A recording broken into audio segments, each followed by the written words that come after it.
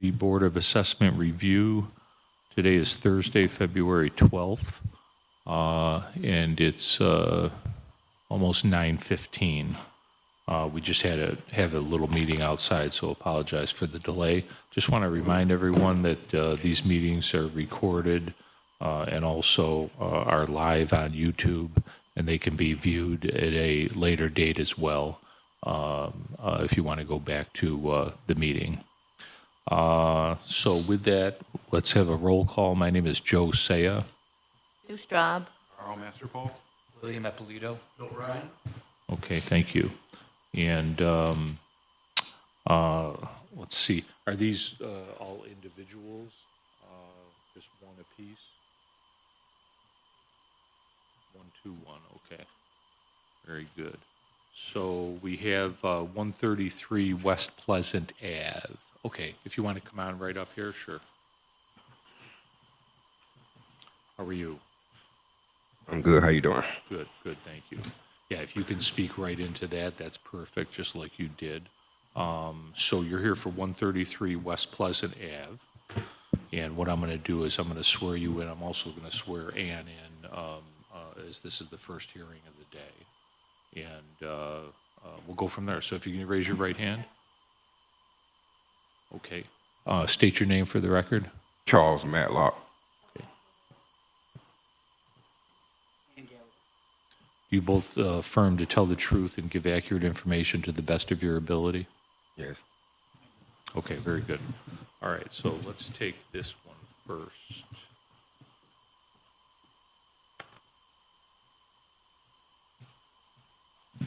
Again, 133 West Pleasant Avenue. This is a not-for-profit, so you're here for an exemption. Okay. So this is a vacant lot. Let me just get some pertinent numbers here.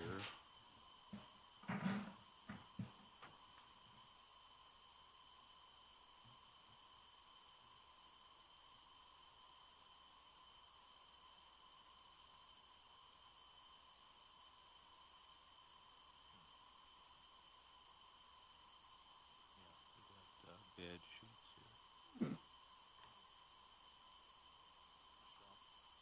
here. We don't have a lot of info on this sheet.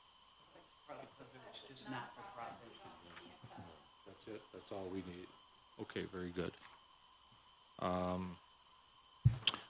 So we have a current tentative assessed value of $4,000 with a land value of $4,000, and the petitioner believes that the fair market value is $4,000. Again, this is a full exemption request. So with that, how is this property used to warrant an exemption? So I purchased the property in September from the land bank for $1. And the reason why they sold me the lot was because I'm building out a community garden for McKinley Brighton that's across the street from the lot. And so that's my program, the Soil and Growth Scholar Program. And what we do is we generally teach the community the importance of knowing where your food comes from, local farmers, partnerships, those type of things. And so I've gotten funding to actually build out the community garden. And it took me a year going back and forth with the land bank for them to sell me the property so that I can build the community garden and have a spigot installed. And so, yeah, I'm not going to make any money off the property. It's a community garden for the school and the houses around the school. Yeah, I guess if I'm forced to pay taxes, I'm going to have to give it back to the land bank because, like, $4,000 a year isn't sustainable, for me as an organization. You wouldn't be paying $4,000 in taxes. Okay, right. What's the approximate on that? That's the value. That's the assessed value that the city puts on the property. So 200 maybe. So the taxes on that would be a couple $100. It's neither here nor there, but I just didn't want you to think you have to pay $4,000 every year. Sidewalk, I forgot about the sidewalk. It'd be closer to probably 4 because the sidewalk charge is 100. So the taxes are about 160, and the sidewalk is, and any special charges, so it would be closer to maybe 400, give or take. 160, 260, maybe 300, 400 would be the yearly taxes. So again, I'm just giving you that information. I know you still want to follow through on the exemption, but it's not, astronomical if for some reason it doesn't work out, as far as the exemption is concerned. So if I could ask, you purchased the lot, you purchased the lot on August 7th of 2025. Yes. That's when you closed on it and you paid cash for the lot. Okay. And was the garden started last year or? So the construction hasn't actually started yet. So I'm getting all the paperwork done before I actually move forward. So the reason why the land bank sold me the land is because I want to get a water spigot installed. And so going through this process, getting the land and taxes done, I'm hoping to be able to get tax exemption so that I can go ahead and get the spigot installed and not have to worry about paying taxes. But I guess if taxes become a thing that I got a budget for and stuff like that, really not good. But yeah, that's kind of like the hole that I'm running into is trying to get the paperwork done so that I can move forward with the garden, because this has been like a 2-year process to get to this point. Okay. And so the decision will be made and then the city will send you a notice first week of April. And then is that going to be enough time for you to get this thing up and running this year? Oh, yes, sir. Most definitely get it running this year. Okay. All right. If I can ask, the community garden, so is it you said McKinley Brighton School, are the kids gonna, who is going to use this community garden? And is there a chart, do they just come in and plant whatever, do they have to pay, is there a charge for a raised bed? So no charge, and part of ideally what's gonna happen is so I run a morning school, morning program at McKinley Brighton where I teach You do? yes, Okay. where I teach the kids how to grow indoors, and so the garden will be an extension of that. But also, my goal is to involve the neighbors around the garden so that they can participate. Nobody's paying any money. I'm not collecting any money. Just educating people about how to grow their own food, and kind of like, this is my first community garden. I'm working with Sankofa down the street to build out their community garden. So building out a network of community gardens that kind of work together or alongside each other is the goal. And so to get the spigot there, do you have to go through the city for them to run a water line? So I'm gonna say, actually, I haven't gotten that far. When I was going through this process, I was working with the deputy mayor, and I don't know who she talked to, but whoever she talked to at all the places that she needed to talk to, she did. The city said they were going to give me permission to have a water spigot installed. And so I have permission to have the water spigot installed from all parties that need to give me permission to. And so, this is just me trying to finalize everything. And let's say you don't get the water installed, then how is it going to be watered? Okay, so the other option is, which I technically don't like, so there's a fire hydrant that's almost about 150 feet away from their location. So the backup plan would actually be to use the fire hydrant that's down the street, and we'll fill up big barrels with the water. And I'm saying the same thing with the spigot. I just want the convenience of it, so it would actually be locked when they're not in use, but we would use to fill up the rain barrels around the garden and stuff like that. Did you say this was your first garden or you've done others? This is, I guess, my first garden on my own. I've built gardens for Rise as the urban agricultural coordinator for them. Okay. How many plots will there be? It was going to be 10 raised beds, 10 4 by 8, 3 feet tall, so 8 feet wide, 8 feet long, 4 feet wide, and 3 feet tall, so people don't have to bend over the garden. Anything you want to say? I think I got to review it a little closer because I needed some more specifics about Well, this was, he had applied, this was a denial, and, Yeah, just because I wasn't, I needed some more specifics, so I may have I will have a recommendation. I just, now that I have a little bit more information, I'm not 100% sure it goes along with the real property tax law, but I may have to check some cases, some opinions. that's fine. That's fair. Okay, so we've heard from yourself. We appreciate you coming in today. We've also heard from the city, and it sounds like they want to do a little more checking. So in that regard, then they'll get to us, we'll make a decision, and the city will send you a notice first week of April. That sounds like a nice idea, and certainly appreciate what you would be doing there. Okay. Thank you. Okay, thank you very much.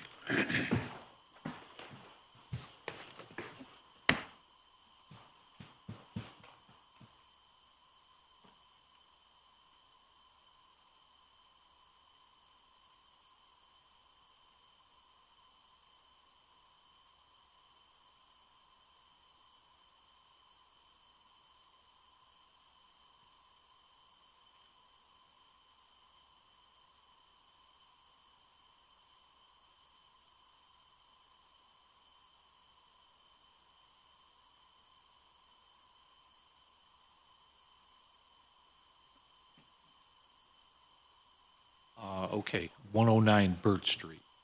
The next two are together. The next two are Yeah. together, okay. How are you? So you have 109 Burt Street and 908-12 Montgomery Street. Correct.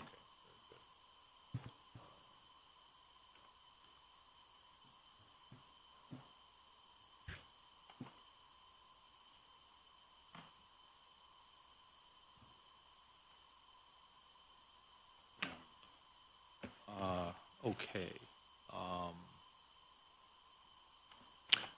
Let me swear you in. Sure. If you could raise your right hand, state your name for the record. Jennifer Bowden? You affirm to tell the truth and give accurate information to the best of your ability? I do. Okay, thank you very much. So you're here for two properties, 109 Burt Street, 908-12 Montgomery Street.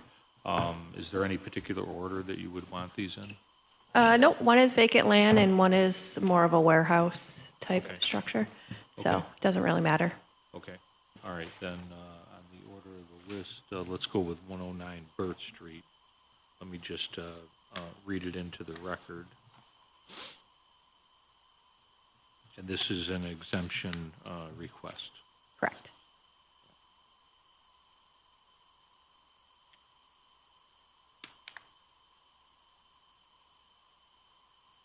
Okay, so this is a commercial piece, warehouse is the property class. Burt Street's the land, the vacant lot. Burt Street's the vacant lot. And then the 908 is the warehouse. Okay. On here it has the warehouse, but no worries. 109, this is for 109 Burt Street. All right, so this is the vacant lot.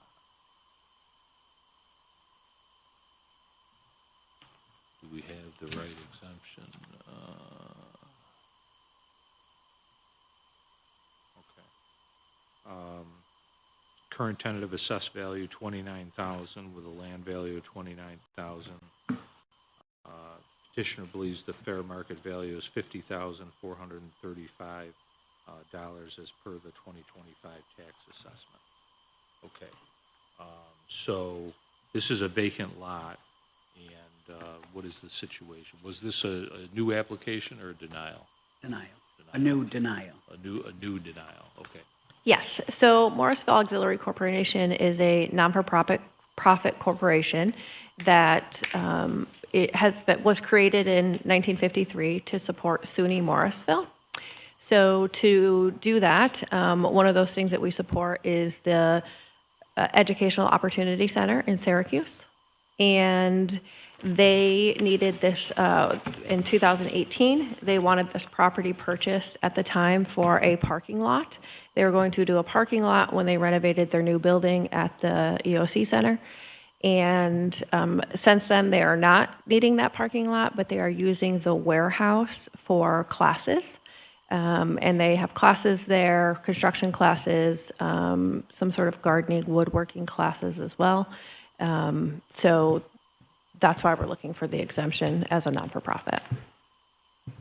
But they're not using this The parking vacant, the lot. land's just vacant. It's right next to the property, but we don't do anything with it. It just came with the piece that we bought together, the two Okay. parcels. So again, the vacant lot is not being used for any non-for-profit purposes. Correct. It's just there. Okay.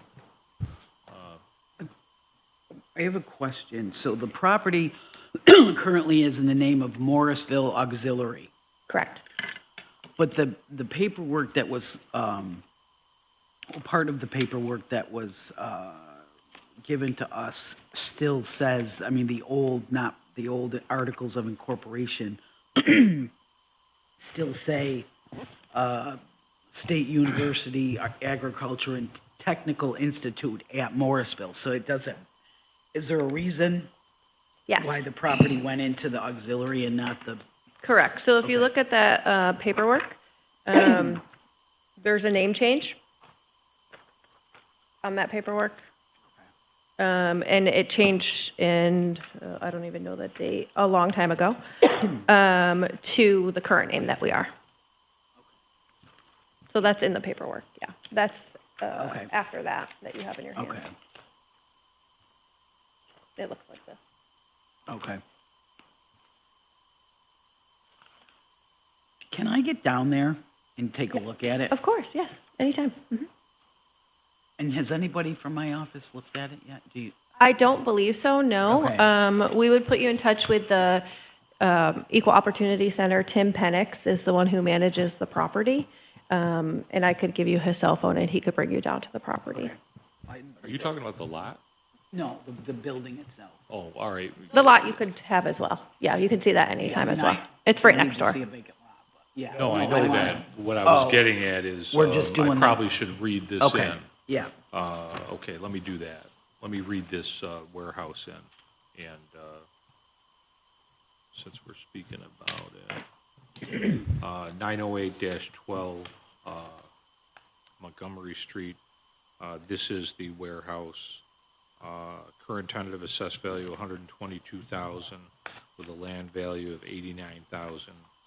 And the petitioner's estimate of fair market value is $212,174 as of the 2025 tax assessment. Okay, so,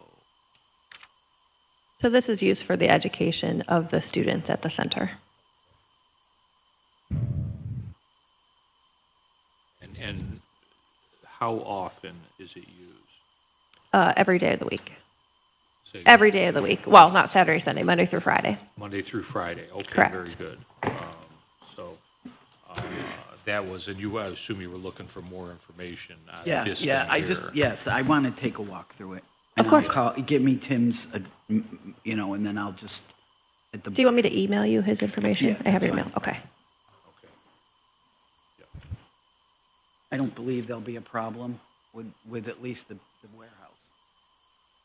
I mean, if they're Yeah. not using the lot, then speaks for itself, but I'd like to take a walk through it. Yeah, no, I completely agree with both of the things that you just said. Okay. So, if you're not using the lot. Yeah, that makes there's sense. Not a lot we can do there. Yeah. But 5 days a week is great as far as the warehouse is concerned. So with that, anything else you want to add? I don't think so. It's an interesting operation when you see what they've kind of done with the space. They've had students renovate the space, so the construction classes went in and built an office or classrooms, that kind of stuff in Very there. cool. So it's really cool. So, yes, Maybe I'll go with you. I'll invite you Yeah. over. Yeah, Okay. Just one question. sure. Is there any other use of the warehouse? No. They store stuff in there upstairs, but it's all for the center because the center is in a big renovation on New Street right now. So they store a lot of stuff there as well. Yes. Beautiful. Thank you so much. Yes, thanks for coming in, and city will send you 2 separate notices Okay. first week of April. One for each parcel? Yes. Okay, great. Thank you. Thanks.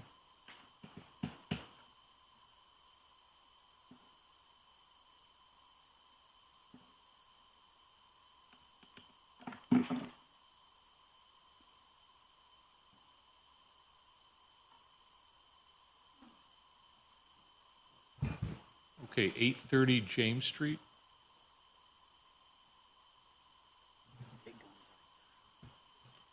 Yes.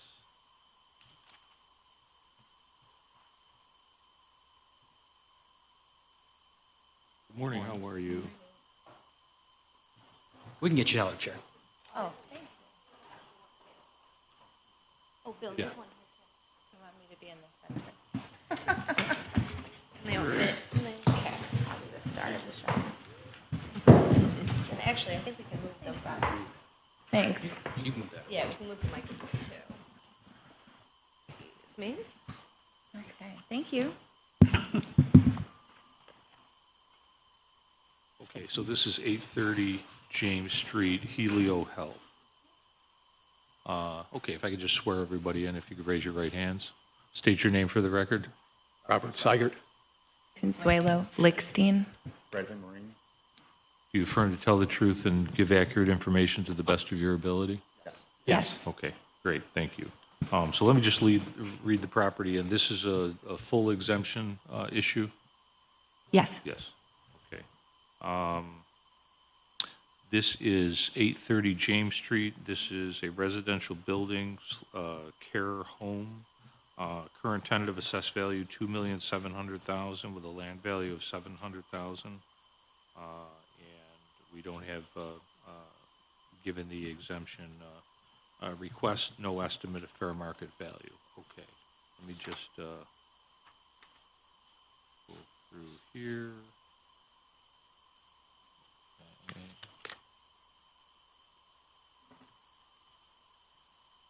Okay, so we'll go through this information. Let me turn it over to you for now, and then we'll go from there.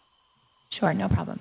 I serve as general counsel for Helio Health, and Mr. Seigert is the architect who's been doing the work on the property, so he's here to answer any questions that you have about the current use of the property as far as the percentage of the property that's being occupied and used by residents and staff. And Mr. Maureen is a partner at Newman and Lickstein. His firm did the work as it relates to the purchase and also advised us as we prepared this application. And we're here simply to ask that the city reconsider the denial because at least 49% of the property is currently being occupied and used by residents and staff solely for not-for-profit purposes. What was the percentage? 49.7%. Mr. Seigert, his team did the calculations and the measurements. And in fact, he did bring with him today, and I realized that we needed to submit this before this morning, so I want to say that, and I apologize. But he did bring with him today just an image, and I can submit it afterwards if you'd like. And I can have, just to show the color, the blue color shows how much of it is occupied versus not occupied. So I defer to him as to how they measured it because I couldn't tell you the first thing about measuring properties. That's fine, but yes, definitely would like that submitted. Okay, great. Thank you. For those that are, this is the old hearth. Correct. Just so you have a visual wondered, of. I was trying to figure out Yeah. the number, but, okay. So that, so 49.7 is used for Helio Health Currently. currently. And yes, and so there's additional work that's being done before we can move in the remainder of the residents. We do plan to have it fully occupied before the end of this calendar year. My understanding is that in or around November, and I'm being conservative, it could be sooner, but that's my best. Please Yes. correct me if I'm wrong. Yes, no, that's correct. We've almost got the Phase 2 drawings completed, and it'll be bid out, and then we'll construct over the summer into the fall. Everything that you're presenting is how it was as of January 1st of Yes. Yes. Yes, as far as the drawing that the calculations that we did and the drawing that we did, that is just a graphic to show which areas are occupied and which areas are not. I think that's the I'd like to take a walk through it. I'd love to I have you, I Ann. emailed Connie and kind of told her what the situation was. Sure. The other, so what you're saying is that other 49% has been already remodeled or at rehab Correct. from the time of your purchase. And now we're going to do the other half by the end of the year, basically. And to have people Actually in living this, there by right. the end of the year. Yeah, again, another situation where I'd like to just take a walk through it.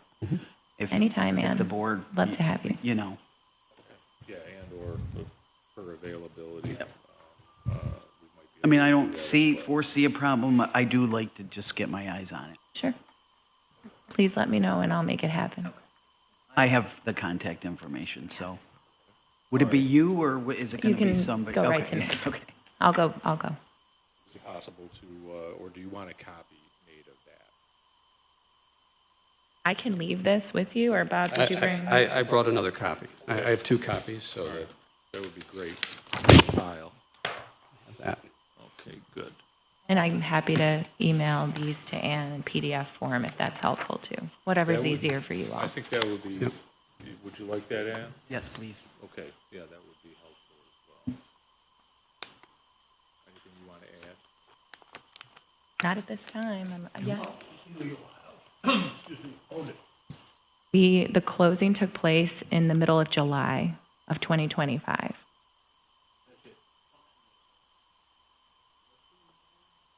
It's not a nursing home, but it is a residence that is virtually the same type of living arrangement as a nursing home. But we're actually certified by New York State to provide a different service than for the aging. I think as far as the city's concerned, it's a care home, and the actual occupancy of it, as far as the building code is concerned, is the same as it was before when it was considered assisted living. Yeah, that was I was not aware of that purchase. That's an awesome purchase. Thank you. On you guys' behalf, and what a great mission as well. Thank you very much. I appreciate it. Okay, so you're going to reach out to them and maybe let us know on the walkthrough. Yep, and, if you'd like to join. Yeah, and then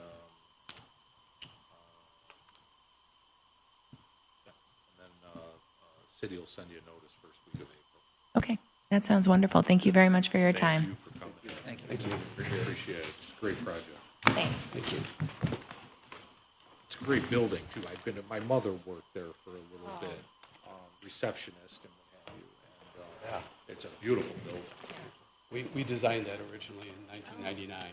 Okay. That's why we have very good records Yes. of the building, the footprint, and we didn't have to do a lot of new measurements. Yeah, it's a great facility. Okay, have a good See day. ya.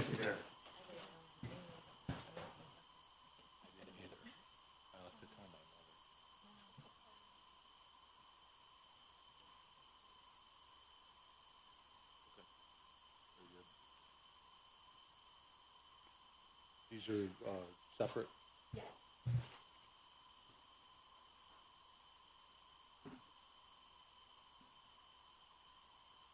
205 West Newell Street? No, that person is not here. How are you? Not bad in this lovely weather that we're having. This is very difficult, although my voice does carry, to be able to eyeball all of you. It's a little hard to do, but I'll do You the best don't I need to. can. It's okay. We'll look at you, but you don't have to look at all of us. Hey, I'm going to swear you in 1 minute. take your time.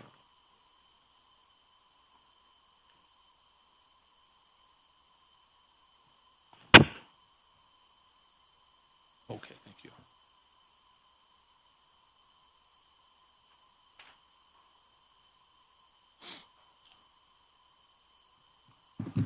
so this is 205 West Newell Street, not-for-profit. If you could just raise your right hand and state your name for the record. Vicki K. Hammer. Do you affirm to tell the truth and give accurate information to the best of your ability? Yes, I do. Okay, thank you. Okay, let me just read in a few things here. Thank you for the information that you submitted. 205 West Newell Street. This is a white two-story house with garage. Current tentative assessed value, $40,000. Yes. And don't have a land value, but that's okay, and no estimate of fair market value from the petitioner. Let's just see.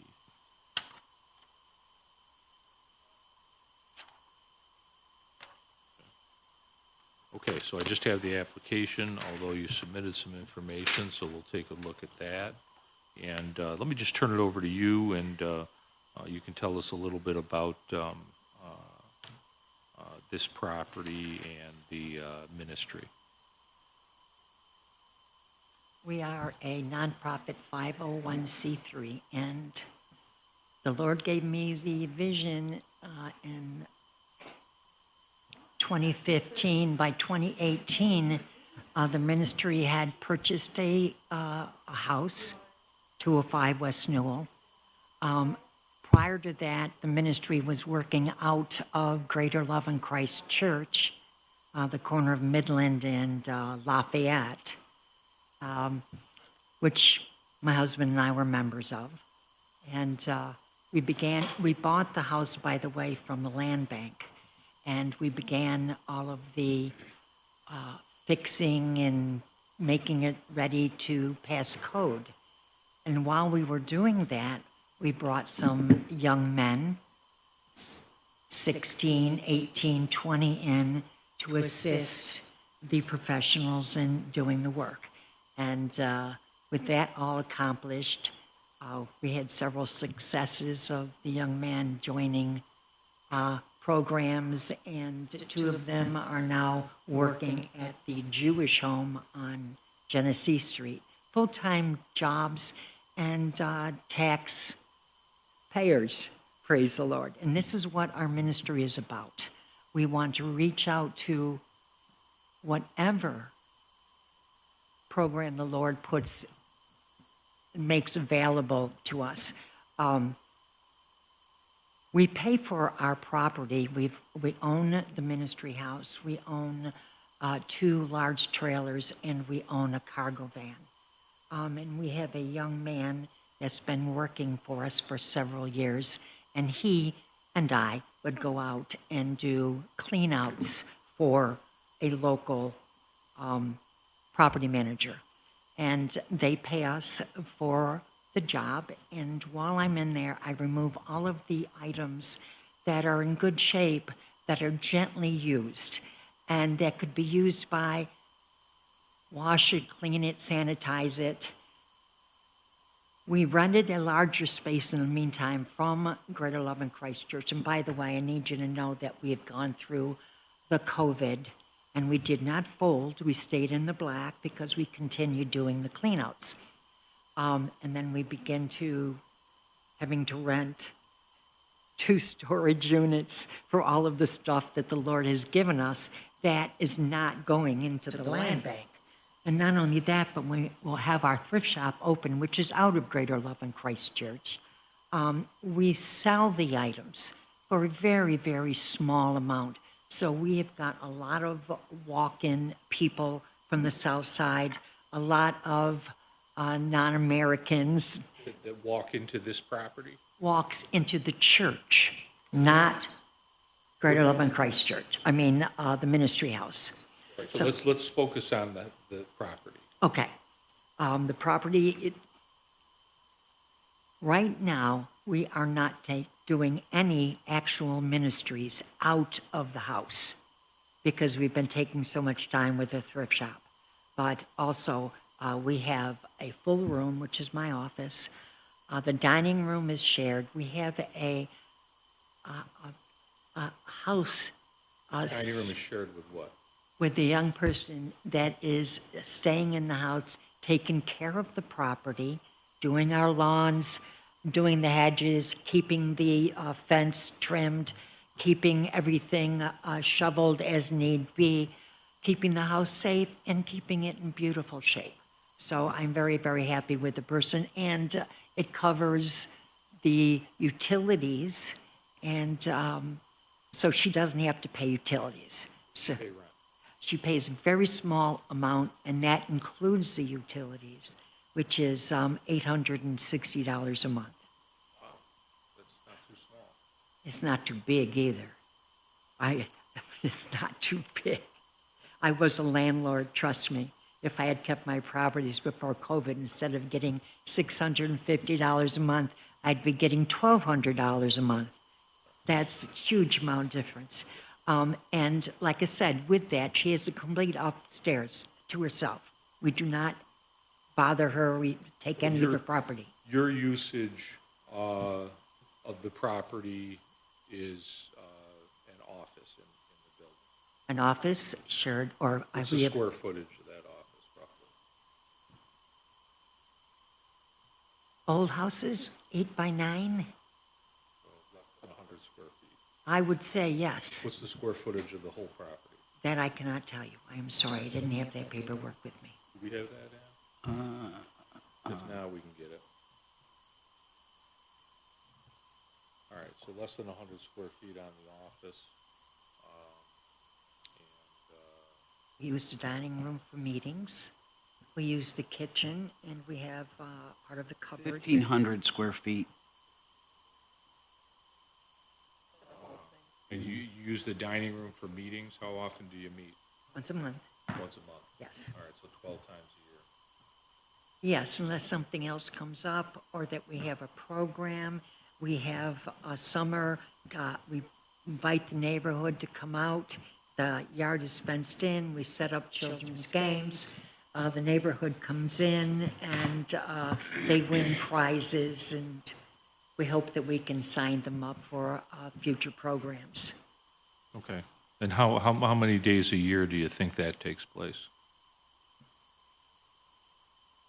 Roughly? 4.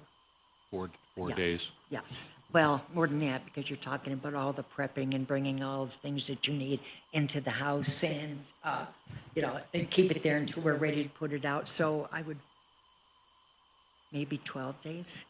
Okay.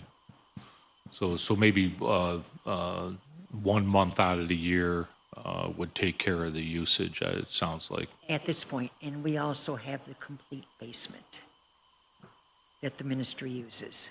Or, Storage. We have games and art stuff. What do you call that? Arts and crafts. We've got sewing machines.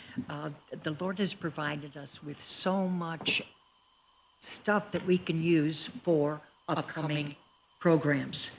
The Lord has just closed the door with the thrift shop because the church has been sold.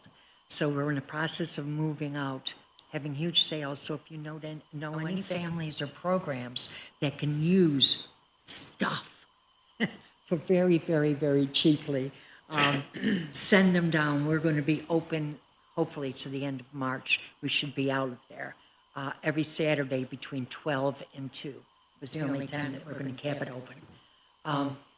When we're out of there and we're in the process of looking for another building, the initial vision was to have a ministry house within walking distance of every school in the city. Well, that comes with money. We didn't have that much money, weren't able to reach out for grants. We didn't have that quality or this qualification. Now we do, I hope. So we're going to be looking for another building within walking distance of another school. The current ministry house is right next to a school. And when we get this new building, and we're praying for a large one of these big, old houses. We don't care if it needs work, just needs good bones, hopefully not plumbing or electrical. The Lord will lead us to the proper building. But we will, again, bring younger people. We know a lot of contractors and professionals that has worked with us in the past. Let me put you on hold for a second. Yes, sir. Okay. Anything you want to add? Was this a denial? Yes. Yeah, just, I mean, if we want to re-examine the percentage, but somebody's living there paying a decent Yeah, rent. I know. So I get it, it's to make sure nothing happens to the property, Well, but, that and the fact that it's paying the taxes, the utilities, the water bill, the insurance bill, it actually pays for itself, which does not put a strain on the rest of the ministry, which does not do make you that have that much money. in, do you have an income and expense where what comes in and what goes out as far as to show that it's, Again, I did not bring that. I Okay. didn't realize I would need it, but Okay. I can you do provide have it? Yeah, I would like to see that, And we just, do have, we pay the taxes, we have to keep under 50,000. So we do not make over 50,000. And the thrift shop does not make us a penny. We give them way more than what comes in. And we pay for young helpers, okay, which we teach how to get a job and how to keep a job as they're working with us, okay? We do plan on expanding, but it's one building. And my concern also is if we are considered not tax exempt, or our main building where we're going to have meetings and where we interview people and so on and so forth. We've just not been doing that for the past 3 years because I have been going through a very unpleasant physical issue. A hip replacement, then I fell and fractured the hip replacement. So it's been the last 3 years I've not really been able to get around much. So keeping the thrift shop going was about the only thing that I physically has been able to do. But I'm not even working with a cane, walking with a cane right now, so I praise the Lord for that. Anyway, we will be moving forward. And I gave this to you guys because I would like to ask for all the city's help. I am an employed City of Syracuse, the first hired crew leader in the City of Syracuse. And I've owned properties in Syracuse, and my husband is a retired firefighter from Syracuse.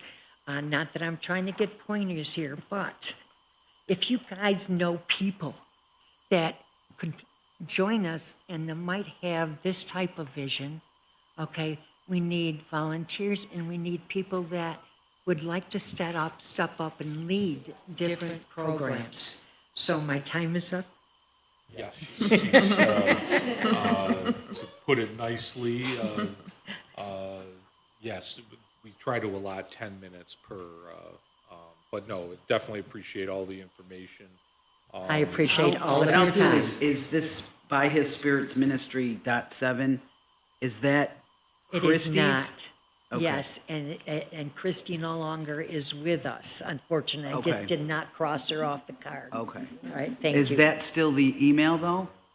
By his ministry .7 on this card? Yes. Okay, so I can email you, so you'll have my email to send me that income and expense statement. It would be better, Okay, thank you, to send it to my husband's, Okay. please. It is I am faster, IAMFASTER @AOL.com. Okay, Yep. thank you. All right, and then that way you'll have to send me that income and expense. Perfect. Okay, Thank you. all right. Thank you for coming in. The city will send you a notice first week of April. I appreciate it, thank you. Okay. God bless. Thank you.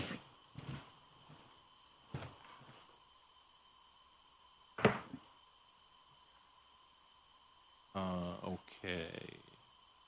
So we have 601 Irving Ave.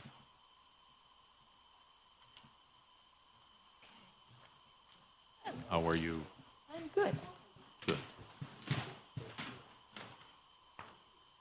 Okay, so let's see what we got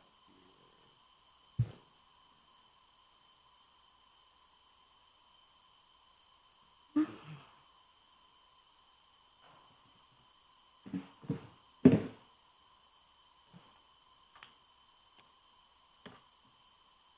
Okay, so you're here for 601 Irving Ave. This is a not-for-profit. Correct. If you could just raise your right hand, state your name for the record. Dolores Rogers. Do you affirm to tell the truth and give accurate information to the best of your ability? I do. Okay, thank you. So this is 601 Irving Ave. This is a church. Correct. Current tentative assessed value, $300,000 with a land value of $242,000. Petitioner believes the fair market value of the property is $480,000. This is a full exemption Yes. request. Excuse me for 1 second. Let me go back to the prior one just for a second. Was that a denial? Was that a first request? No. No. We denied it the year before, so. Denied it also the year before, so it's never been tax exempt currently, as far as you know. I have to verify that. Okay. It might have been a couple years, I'm not sure. Okay, I have to but it get was back to you. denied 2 The years list, ago, yes. last year, and here we are. Okay, good. Just wanted to clarify. Okay. Kind of the same with the current, a little bit. Little bit. With this, with this Yeah. one here, okay. Yeah, we were denied last year. We're selling the building. Yes, I And we think I were- remember. We were denied, and then we were granted after I came in. Right. Okay, Okay, after I came in, you approved it to stay as tax exempt. And then this year, I filed again and got the denial to come in. okay, all right. And so, I've got a purchase of about $190,000 in 2003, it looks like. Okay, yeah. I think it's either a 3 or a 5, but regardless. Yeah, that's okay. And so then we have May 30th of 2025. We got a sales contract. You I have a contract. you have a contract I on have a that. contract. We're waiting for the Attorney General to approve the sale so that we can move on out. But until then, we are still having services in the building. We Okay. meet 3 times a week. All right, so you got a contract in December of, no, that was when No. it was appraised. When did you get May the contract? 31st, they signed the contract. I have a copy of May 31st it of with me. 2025? Yes. Okay, and so you don't know when it's supposed to close because the Attorney General has to approve? Right. We're still waiting on the Attorney General. Yes, he keeps asking for more information. Okay, So we just Okay. sent him as of, in January, last year's financial report, which I hope is the last thing he needs. okay. Who's he? I don't know. My lawyer is working with him. Okay. I know it's somebody local, that it did not go down to New York City, according to my attorney, Okay, but that's all I know. okay. Okay, so Ann, If they're still in there, you said you're having services still? We meet 3 times a week. My husband's there 4 times a week.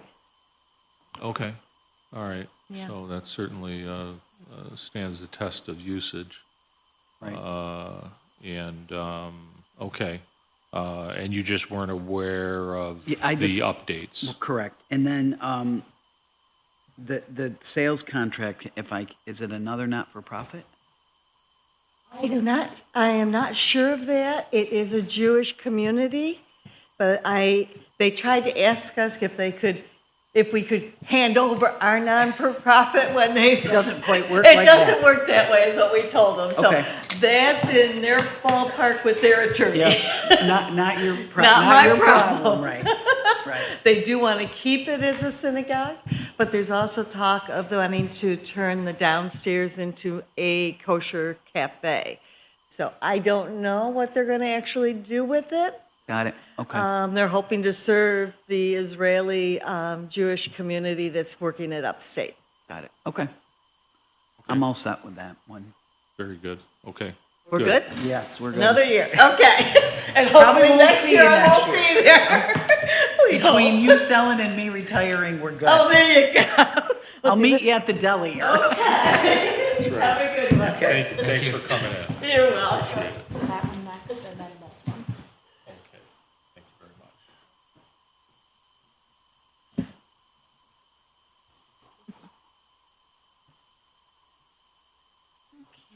Okay, 127 West Brighton Ave. Sue,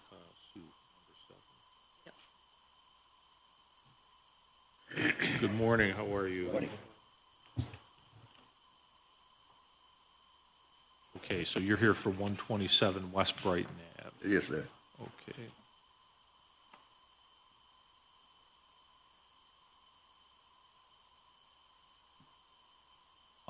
If you could both raise your right hands, state your name for the record. Thomas Davis. Abdul Shakir. You affirm to tell the truth and give accurate information to the best of your ability? Yep. Okay, great. And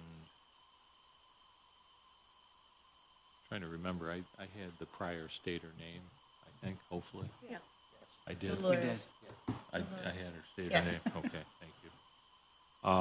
Okay, so let me just read this in. This is a 127 West Brighton Avenue, Religious Community Center. Current tentative assessed value, $54,000. Nothing on the land value.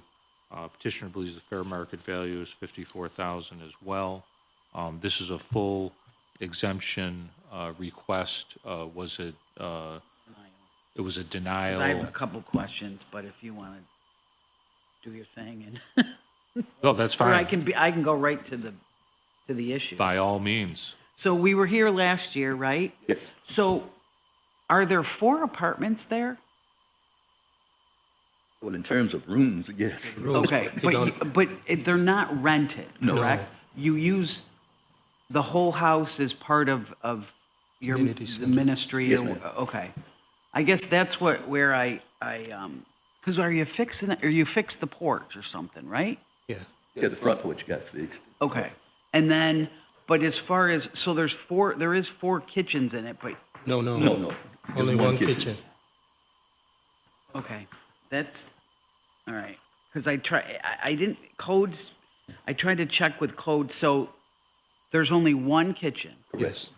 And are there, I guess, that where my problem is, because I don't want you to be able to easily turn it into 4 apartments and start getting rent, but there's just 1 kitchen in there. Yes. Correct. Okay. Okay, and you're using the entire house for your ministry? Yes, ma'am. Okay. All right.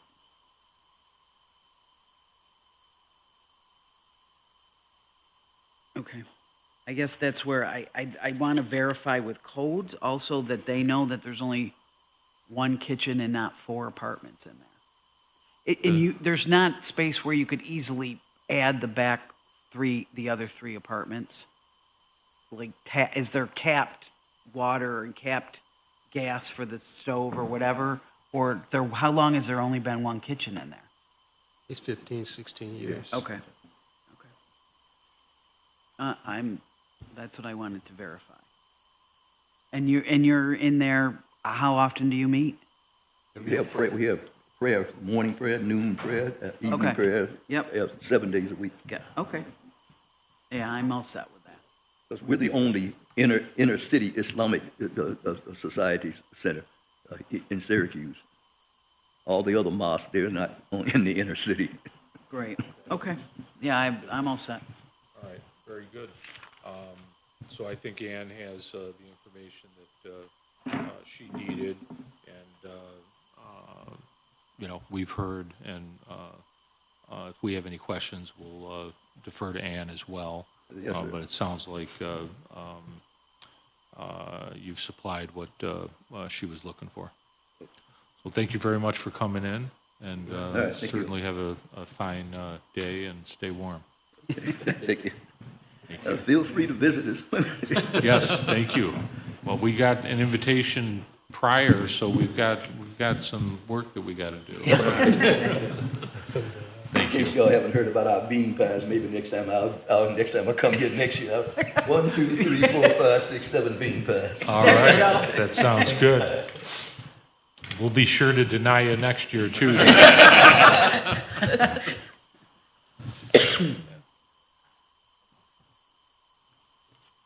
Is James Street here? Yes, yes.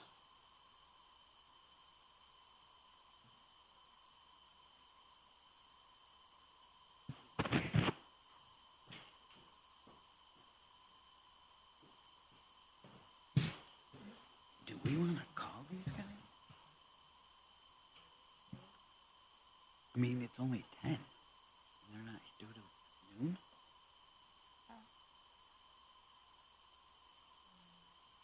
I can try.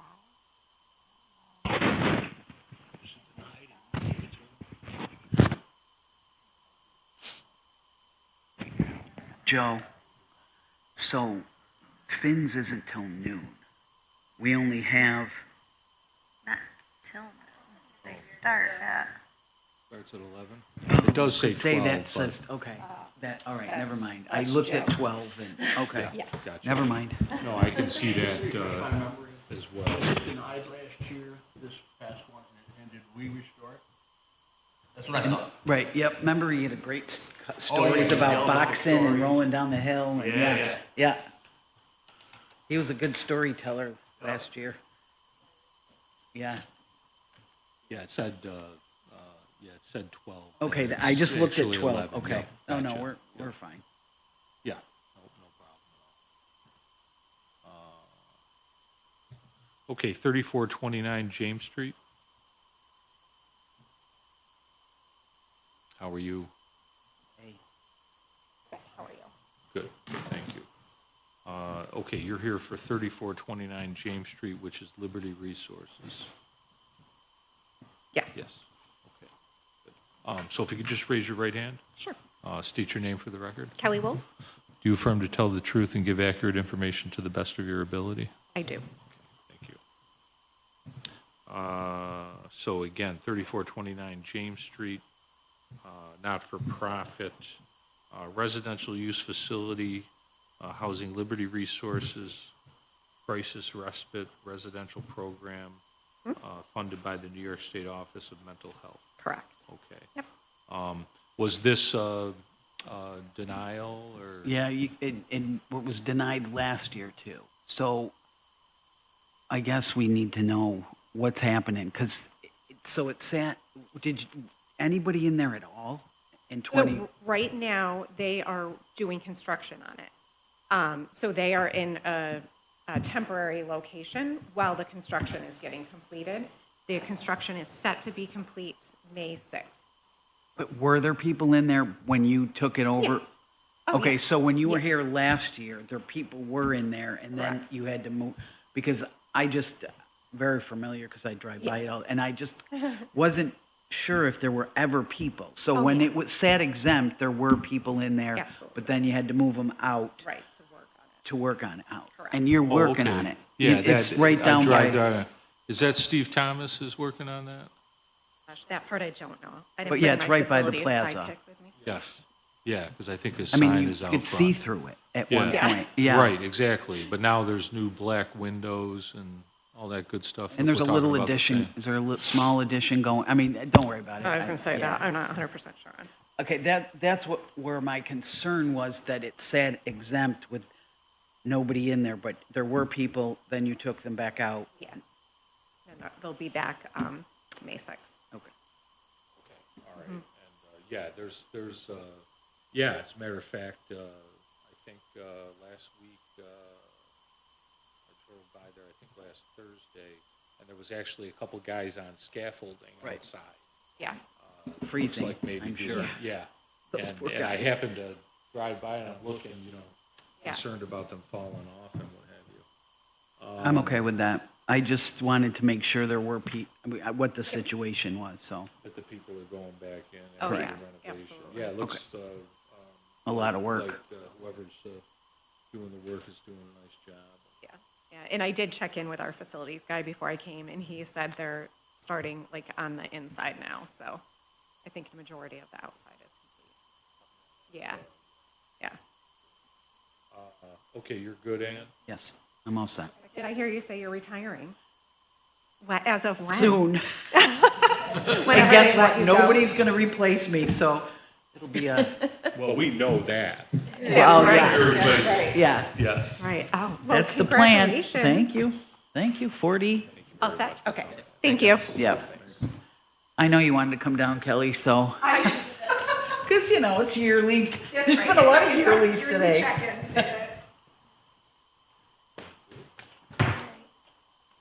We've got a little bit of break, so if anybody needs to use the bathroom or go down and talk to the mayor's office. You're allowing us to use the Oh. bathroom, are you? I know. Okay.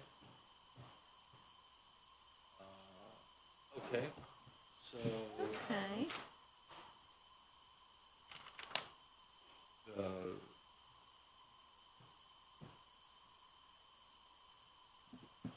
Okay. So these are coming, that's interesting, we're doing a ton of work there, or my next door.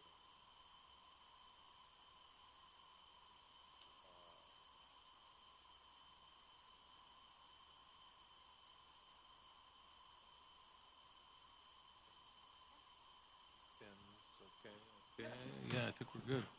All right. Think we're good. I'm gonna hit the rest.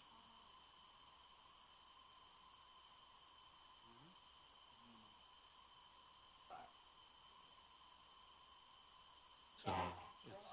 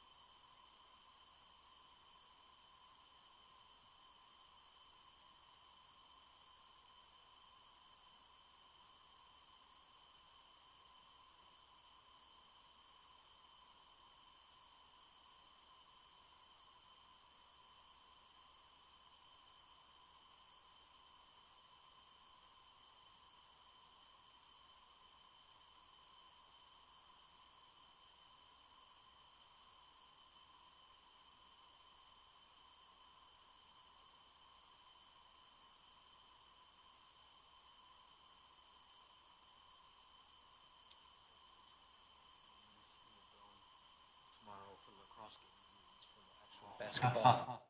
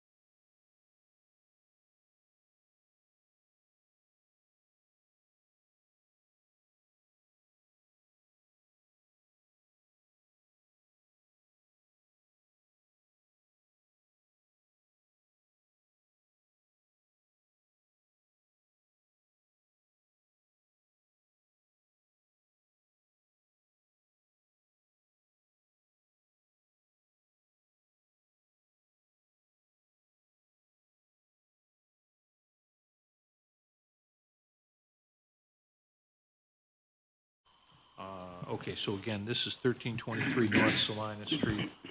And let me just take a look here.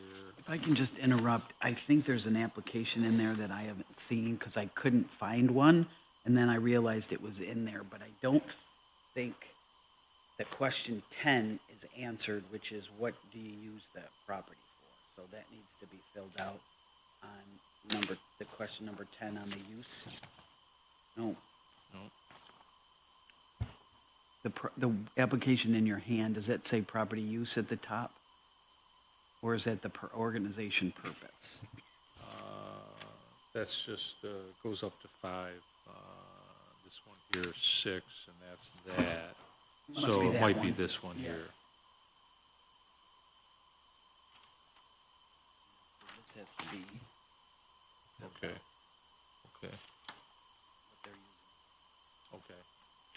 So question 10, it says describe in detail use or uses of the property. So if you can fill that out, question 10, that would be good.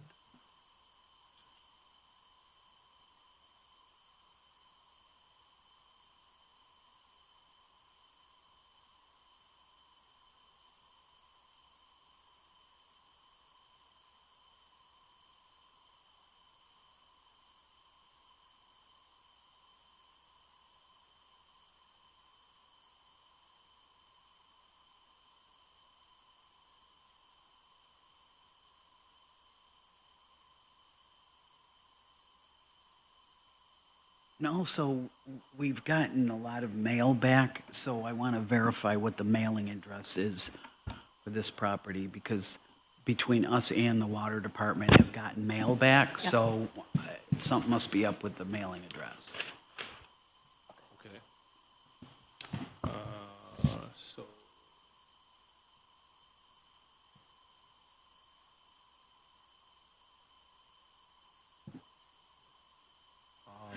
So I have 7746 Davis Road South. So that's my home address, only because we are having issues with the mail.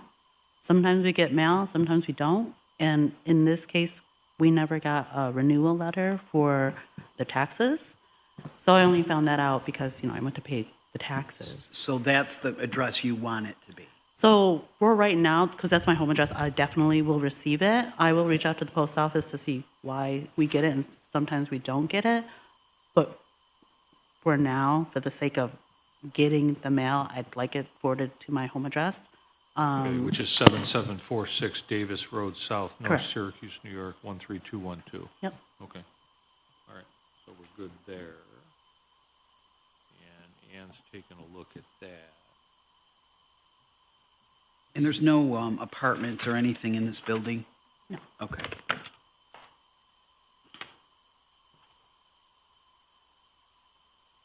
Okay, so we got the usage filled out. Was it a denial? No, we didn't get it. So Oh, we didn't get removed it, yes. Okay, all right. So you want me to leave this in the file Yeah, for now? yes. Okay. Actually, you know what? No, I think I'll take it. Okay.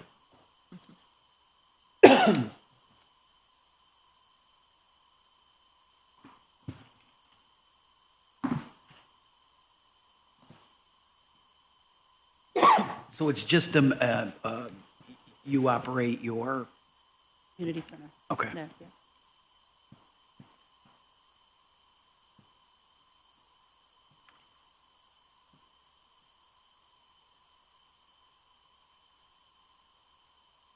And no apartments, no kitchens or any of that? I mean, is there a kitchen for the center itself? Yeah, there's not a stove, but there's a Got it. wash Okay, area. okay. We use mainly for gathering spaces. And how long have you owned it?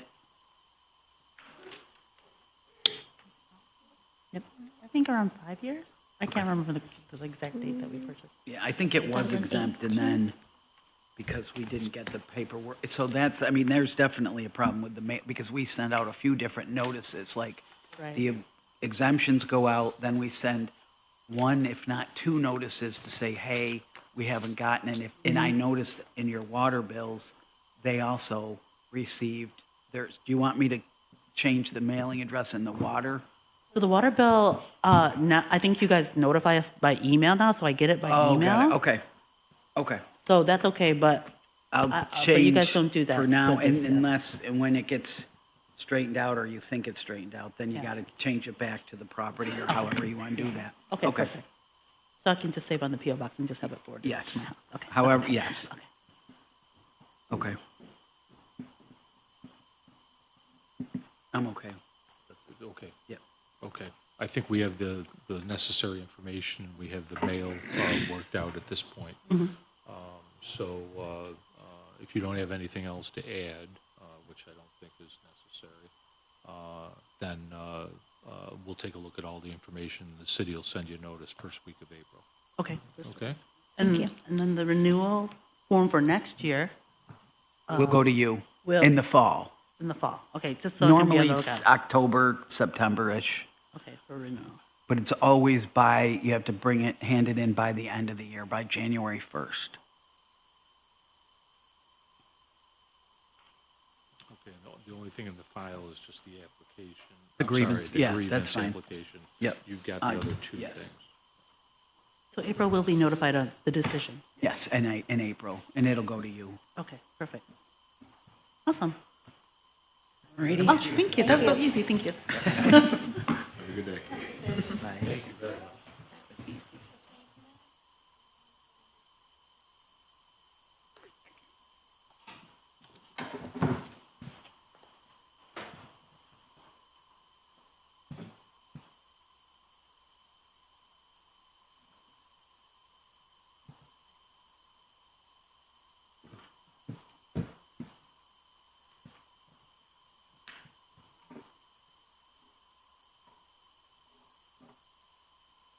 Okay, 527 Oak Street. Hi. Good morning, how are you? Hi there. How are you? Good. You know Ann? Well, yeah. We own our own building at 1010 James Street, so We've dealt with that, we've- too. Yeah. Yeah, she's been great. We won't hold it against you. though. Okay. Noted. Okay, you're here for 527 Oak Street. That's correct. Which is next door to my office building. I do not need to recuse myself, I don't think. And you're just familiar with the Yeah, property. the property. I don't know the ins and outs of anything. So, in that regard, I own the building at 531 Oak Street. Okay, so let me just read this, let me swear you in first. If you Okay. can raise your right hand, state your name for the record. Patricia J. Riddell. You affirm to tell the truth and give accurate information to the best of your ability. I do. Okay, thank you. So just to read it in, 527 Oak Street, this property will be a 6-unit apartment building with 2 family units that will be wheelchair accessible. Current tentative assessed value, $100,000. No land value shown, and no petitioner's estimate of fair market value. I'm assuming this is a full exemption request? Okay. And this is the first time you've come in front of this Correct. board? Okay. Correct. Okay. So let me just flip through if I could. So it was purchased for $265,000 on July 29th of '24. That's correct. Okay. And we use donations for that full acquisition. Okay.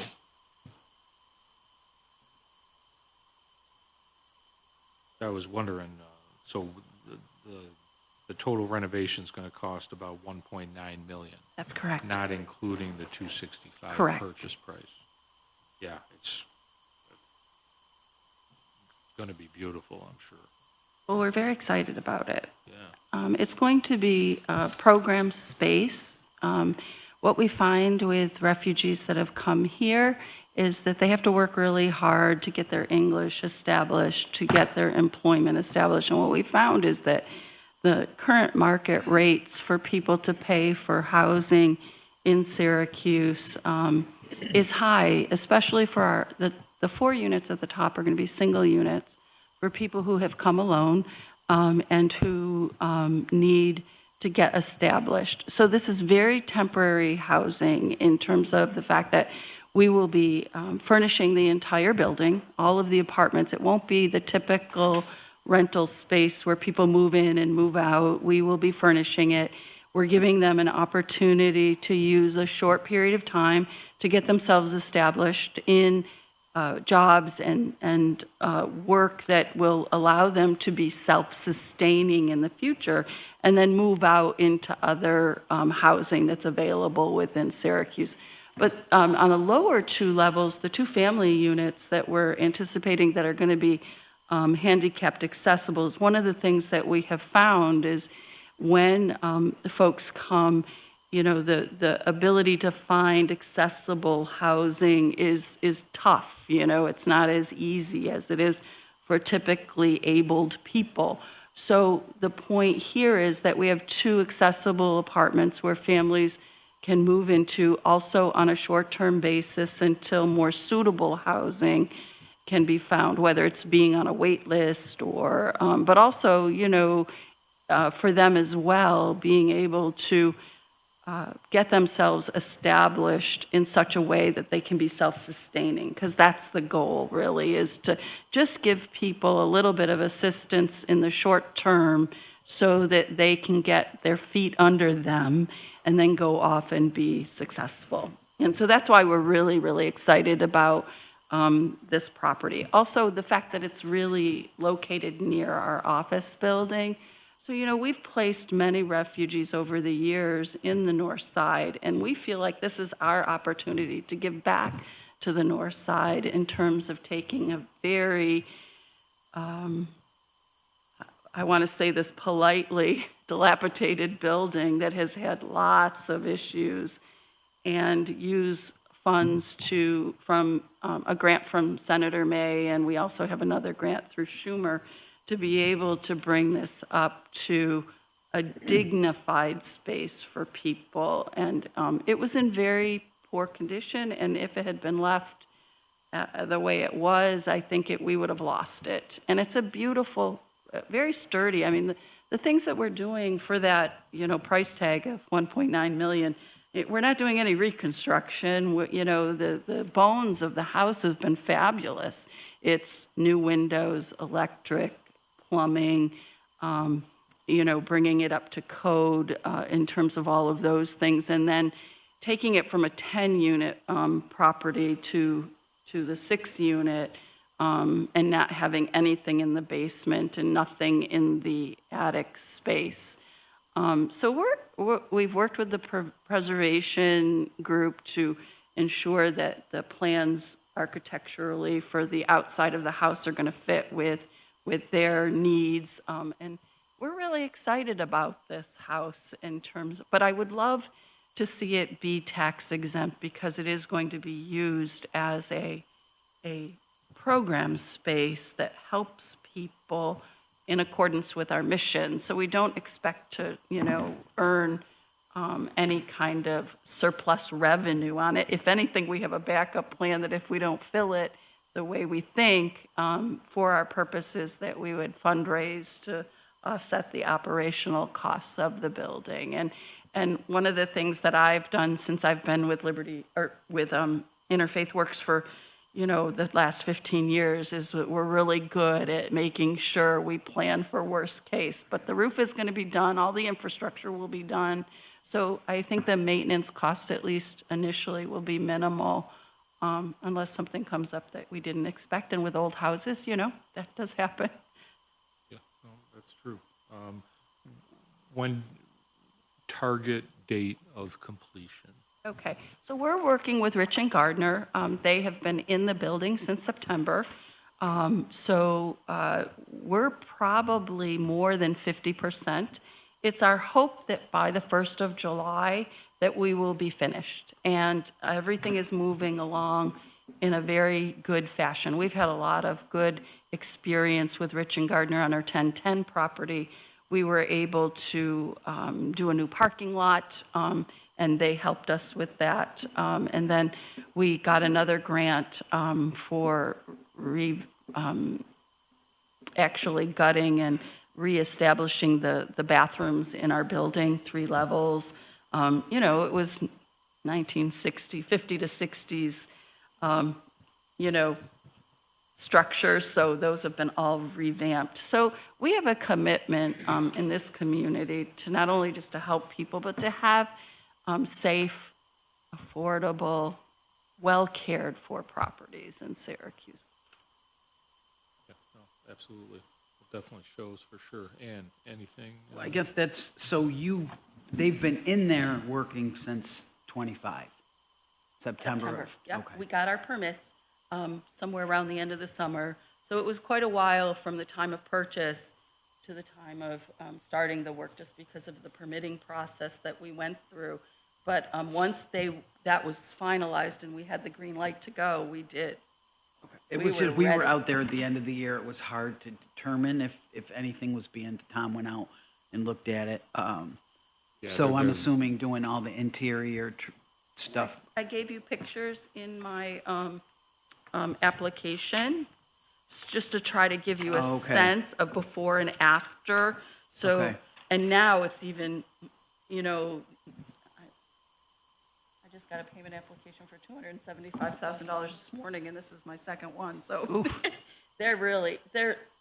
Rich and Gardner is amazing. We are lucky to have them here in this community. Yeah, there's no question. There's been work going on during 2025. Okay. I don't know the exact date, but yes.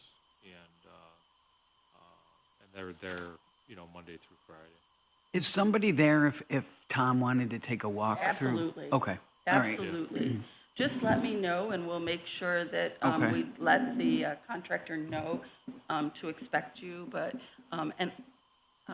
as the CFO, I haven't been over, but I'm excited to do that because I was in it when we purchased it, and all indications are that it's really, you can actually see now the studding for the individual apartments. It's a beautiful asset for this community, really. Okay. Yeah, I think I'll have Tom maybe get a hold of you and Please. myself, or Anybody even. who wants to see Yeah, I it. would definitely, Happy to I've show. You don't never have to been go in far it. to go, so. I've never been in it, and I'd be interested in taking a peek at it now. I had no desire to look at it, you know, prior to in the condition that it was in. Okay. Because I, you know, thought about potentially purchasing, but I'm also trying to retire too, so I didn't want another project that big. It is, but I'm someone who's very partial to, you know, older homes, and I'm in love with it, even when it was really bad, but. Yeah. Just curious, how long do people stay there? What's the short term? We're thinking a year, you know, that gives people who can't afford market rates, rents, to get themselves established. To also, you know, if they're learning English, people are very motivated to work as soon as they get here, and of course, we're not settling any new people, so we're still continuing to serve the people who have come over the last couple of years, but really just helping them so that they can then be self-sufficient, and they are driven to be so. I about over a year ago bought a house that was, we bought it as is. It was furnished. We didn't need any of the furniture. There was an elderly woman who was moving into Nottingham and didn't want any of the furniture. We didn't know what we were going to do with it. We called rescue mission. We called several places. We finally got a hold of you guys. We sent over a truck and cleaned the house out. So it was great. Good These to guys know. were hard workers, and they showed up and they had this box truck, but they thought they were there to pick up a couch. And I said, couch? I said, I got a house full of furniture. You can have anything you want. He made a quick phone call and said, okay, sir, we'll take it all. Wow. They played Wonderful. it right out, so it was great. That's what Great we've heard. organization. And, you know, we still have our warehouse. We're hoping that things will turn around. But also we're kind of pivoting in terms of there's other people who need furniture, who, you know, might not have it. Our older adult citizens who might not have what they need. You know, so we're still continuing to deliver to folks based on what's in our warehouse and have continued to pay for that. How many of these types of properties do you own? This is our first.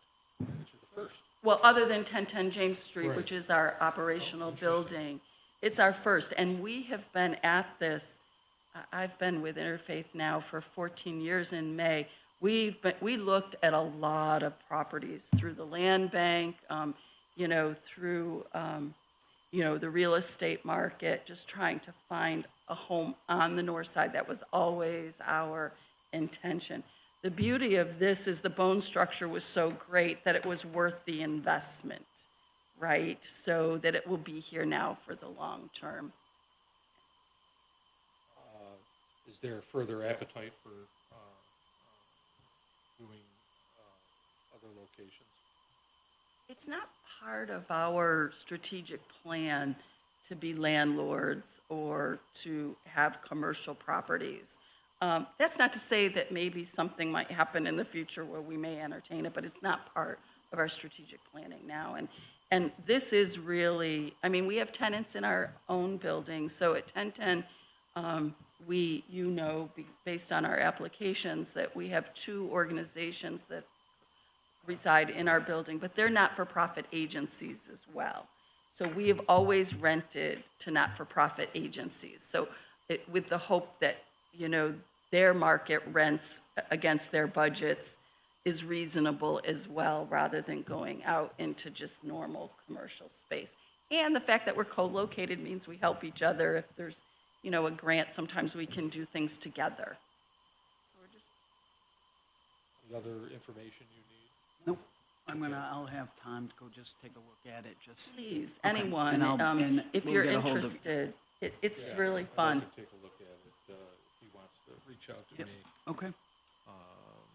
Just let me know what the plan is. Yep. Yeah. Okay. Good news story. Yeah, no, it's, I agree, and certainly going to be much better than what was there condition-wise, so, certainly, including myself, the neighbors are going to be very happy with respect to what you're doing. Yeah, the former building owner was from New York City, so they weren't even here.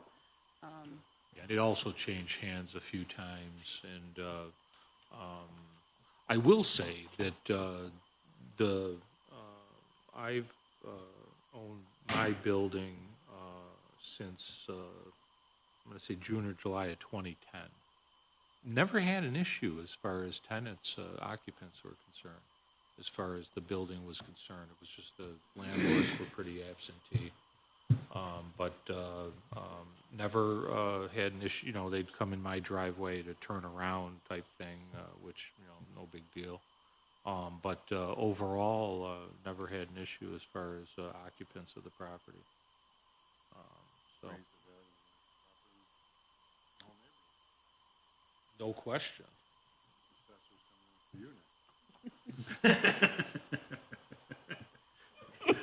I'll be like Trump, and I'll make my own decision. Anyway, that was a I joke. did an initial pro forma, just to show you what I'm thinking, but I know I didn't meet the deadline of getting it to you ahead of time, but if you want to see it in terms of what I'm just thinking, but obviously, there's no tenants and I'm not paying for the operational expenses, so a lot of what I've got here is estimates based on I'll take it, what I'm thinking, so. please. Yep. Thank you. Yeah. Yeah, no, it's good information. It's a budget draft, but at this point, it's what I'm heading for. Okay. Thank you. Thank you very much for coming in, yes, and thank you for what you're doing. Thank you. Yes. Thank you for the opportunity to talk about our program. We're very, very excited about it. So if there's an open house, please watch for that and come, because I think it's going to be great. So thank you. Thank you very much. Thank Yes. you. Take it Yes, easy. thank you.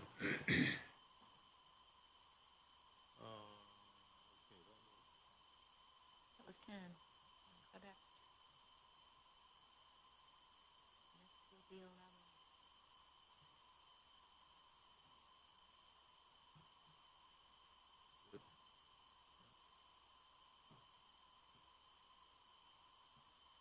All right, we're ready for you. How's it going? Good. Good. Good to see you again. How's everything? Your family, everybody good? Good. He's doing well. He's He's telling me what to do now, so, you know. That's the way it goes. He's the boss, right? That's the way it goes. That's the way it goes. How are you? Good, how are you doing? Good. Okay, so, been given a lot of thought, got some different thoughts and what have you, so we'll kind of put everything on the table. Should I swear you both in? I will do that anyway, but then should I, same argument for all the properties? Should I read them all in? Opening statement, read them all in, then discuss. If there's anything specific we should know about a particular property, interject at that time that's being read in. And then we'll get into, you know, what the issues are and how it might be able to be resolved. Okay, sounds good. Sense? Yeah. Okay. So if you could just raise your right hands, state your name for the record. Kathleen Bennett, Bond, Chinnick and King. John Brower, Lemoyne College. Do you affirm to tell the truth and give accurate information to the best of your ability? Yes. I do. Okay, all right, very good. Okay, so how about, is this the, I just want to recap a little bit. Is this the third year that they've come in, that Yes. you've come in? Yes, Okay, it is. all right, so nothing prior. First year, second year, and we're at third now. Just kind of, give us a little synopsis of from the beginning to now, and then if anything's changed from last year to this year. I'm actually going to take a little bit of a different approach, if that's That's okay, fine, and I'm going to focus on 420A of the real property tax law, which is the section that provides the exemption, right? And that entitles any corporation or association that's organized for charitable, educational, or for the moral or mental improvement of men, women, and children. And when they use that property for that purpose, to be entitled to an exemption from property taxation. And it is pretty clear under New York state law that on and off campus housing for students is exempt from property taxes. And I think last year it came up that property owned by Finns, both in the city and in the town of DeWitt, does have exemptions on some of its other properties. And so what I wanted to point out is here we're the nonprofit corporation, and Finns is a nonprofit. If you look at its certificate of incorporation, which was provided with, I think, the exemption application. I don't think it was provided with the grievance, but certainly we can resubmit that. That says that Finns provides educational, cultural, recreational, physical fitness, athletic, and social activities and programs for students, faculties, and staff, and the community. So it's organized, right, for an educational and charitable and for the moral and mental improvement of young men and women, and it uses those properties to serve that purpose. So Finns, in and of itself, is entitled to the exemption just based on the statutory definition. Finns is also a legal affiliate of Lemoyne, so it's wholly owned by Lemoyne, it's governed by Lemoyne, it's controlled by Lemoyne. Lemoyne is its sole member. That's also specified in its certificate of incorporation. So I know there was some concern, I believe, when I talked to Matt in the past about the ownership, and I know there's some case law out there. Finns is not a self-governing membership corporation that some of that case law is based on, so I just want to get that on the record. So as I said, the housing provided by Finns serves the educational and moral and mental welfare of young men and women. Finns offers the same programmatic educational benefits that's offered to both on-campus and other off-campus housing that's owned by Lemoyne. And I know last year these programmatic elements were one of the issues or concerns that were flagged. So for example, we're talking about 20 properties. One is used for staff. I believe that's the director of student housing. Res Life, more or Res less, Life, yeah. And one is used for college office space. The cost is about $10,000, which is actually less than other on-campus housing. It includes all utilities, internet, water, electricity. They aren't leased, right? Students have to apply. There's a process, there's a meeting, and they're selected based on what they write in those applications, and then they enter into a housing agreement, the same as every other Lemoyne student. So it's not lease-based, it's a housing agreement. And I think the application process asks students to consider why they want to be a part of the community where the house is located. And that results in selecting students, right, who want to live in a community. And it helps with the mission here, which is to provide sort of that firsthand residential education about how to live in a community. And I'm going to let Jack speak about that after I just kind of finish going through my remarks. But some of the programmatic elements to this housing, right? There's a health undergraduate house. There's a men's basketball house. There's a women's soccer house, right? So there's this theme housing. There's an HEOP house, which is a higher education opportunity program, provides educational experience to students who, due to academic under-preparation and limited financial resources, might not otherwise have the opportunity to attend college. So that HEOP uses that house to host barbecues, dinners, and other community gatherings that support their mission. It's my understanding there's going to be a substance-free house next year. We'll see. Okay, all right. Sure. The homes are maintained by college employees, they're patrolled by college campus safety, and financial aid can be applied to pay for the cost of residing in one of these houses. FINS is not receiving a profit, but to the extent that it does, that goes back into Lemoyne College to fund the educational mission of the college. So again, FINS property satisfies the statutory requirements of Section 420A, and that's the only consideration.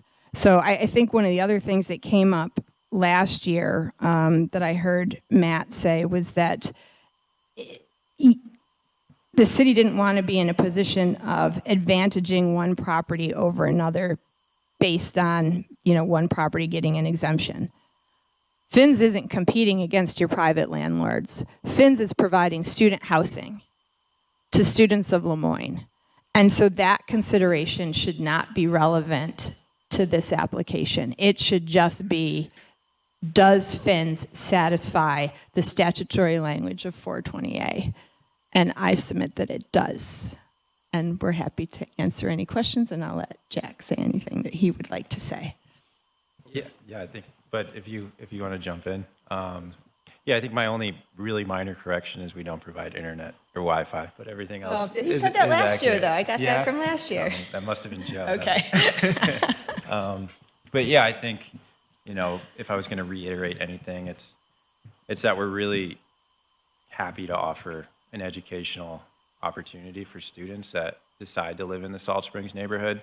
I think that's the best part of my job by far and away is trying to host community events that put students and neighbors at the same table and give them the opportunity to talk and kind of ground this new experience for 20, 21, 22-year-olds through the understanding of neighbors that have been in Salt Springs for 30, 40, even sometimes 50 years. I think that's incredibly valuable for them. So we do try to support the overall engagement of students within Salt Springs behind the scenes a lot.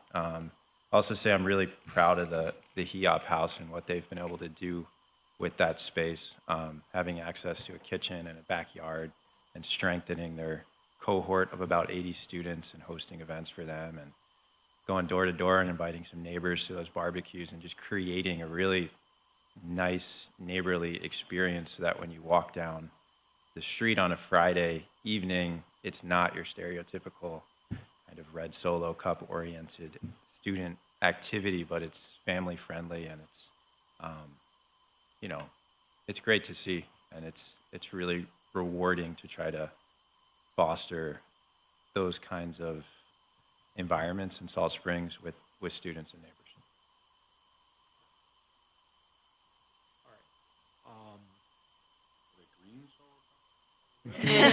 Maybe sometime. Maybe sometime. Blue. No.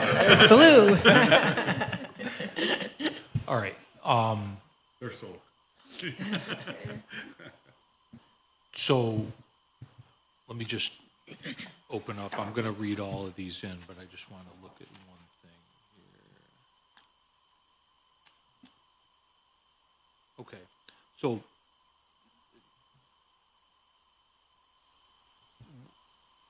why was it not titled in Lemoyne College as opposed to Finn's Management?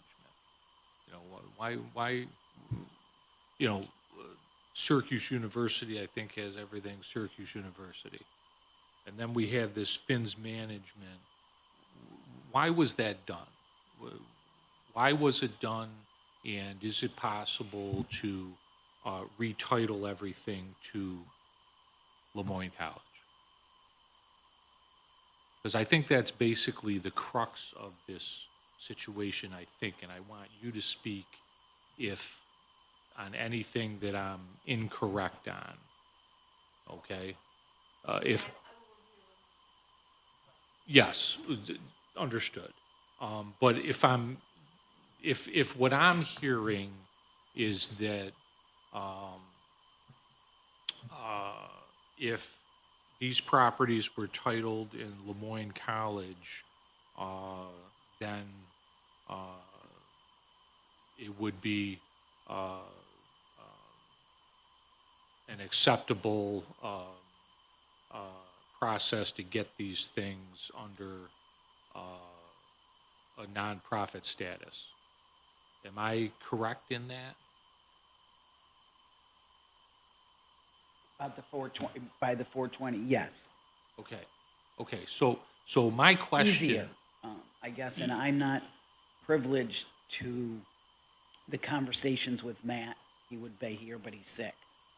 Okay. But what I'm trying to get at is that if that, you know, because we're trying to bring some resolution here, and if that is going to get it done, then I gotta believe that Lemoyne will do that, and it's going to cost a little money up front, you know, and legal fees and what have you, but then everything's in Lemoyne College name, and that's that.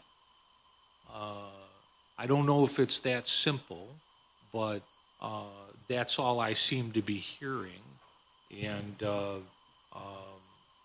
I believe that it's not going to get resolved unless we go in that direction.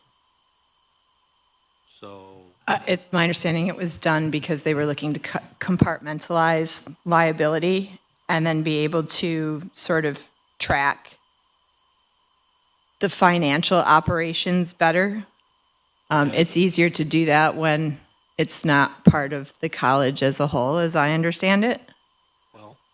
understood. And it's wholly irrelevant because Finn's is organized as a nonprofit corporation under the New York State not-for-profit corporation law. And they receive federal, right, they're 501c3 under the federal tax statute. They receive, I believe, state exemptions as well. For sales tax and income tax. They are an exempt entity in and of themselves that is organized for the purposes that 420A provides an exemption for.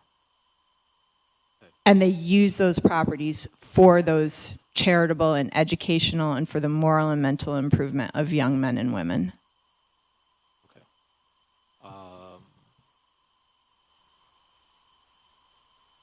And I guess it's a difference of opinion or a difference in philosophy with respect to whether it's relevant or not. Well, I think it's a lies- legal issue. Yes, I do too, which, you know, may end up being where this thing goes, right?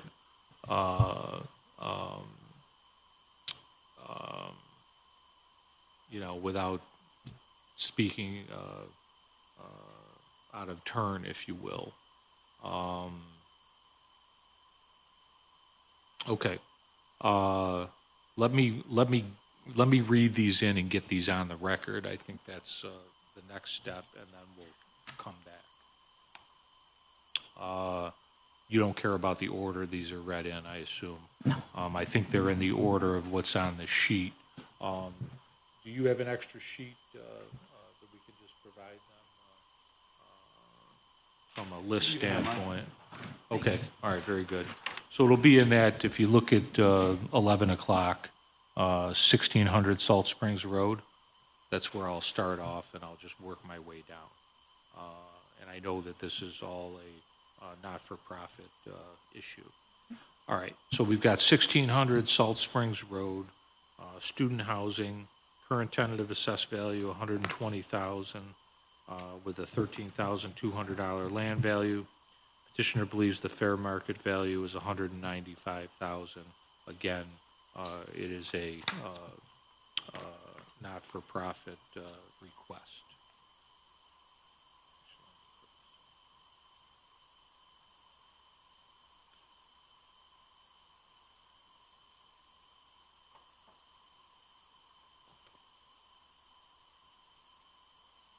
Then we have 1606 Salt Springs Road.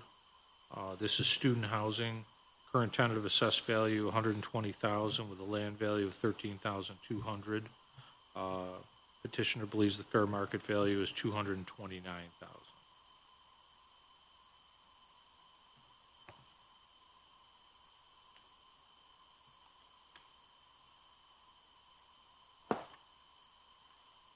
Next up is 1474 Salt Springs Road, student housing. Current tentative assessed value $140,000 with a land value of $18,000. Petitioner believes the fair market value is $242,000.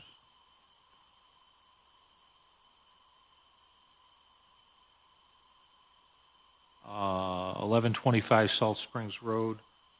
This is administrative office space. Current tentative assessed value $96,200 with a land value of $17,700.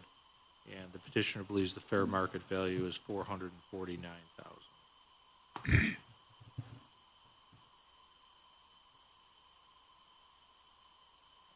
209 Fayette Boulevard. Student housing, current tentative assessed value $82,400 with a land value of $8,000. Petitioner believes the fair market value is $155,000.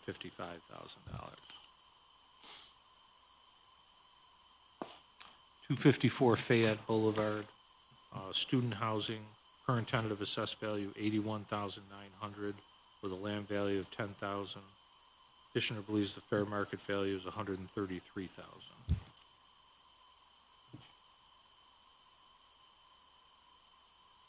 630 Audubon Parkway, student housing, current tentative assessed value $85,100 with a land value of $11,900. And petitioner believes the fair market value is $165,000.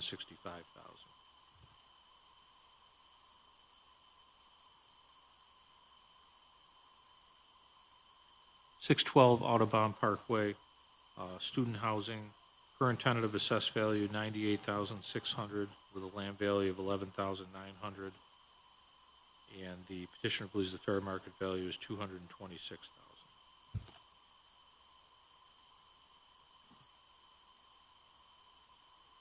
609 Salisbury Park Drive, student housing, current tentative assessed value $73,500 with a land value of $12,200. Petitioner believes the fair market value is $136,000.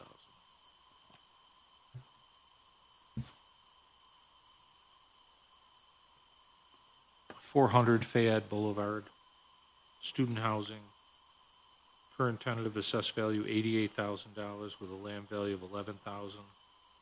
Petitioner believes the fair market value is $186,000.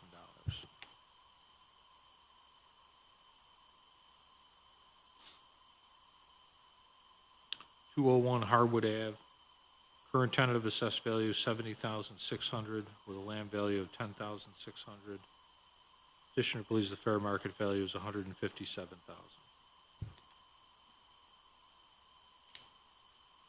143 Melbourne Ave, student housing, current tentative assessed value $86,300 with a land value of $11,600. Petitioner believes the fair market value is $219,000.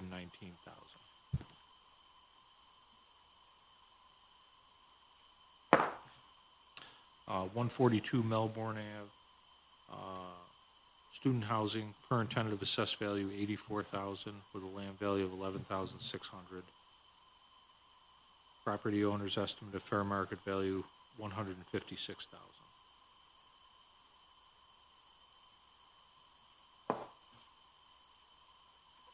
$136 Melbourne Ave, student housing, current tentative assessed value $80,000 with a land value of 11,600.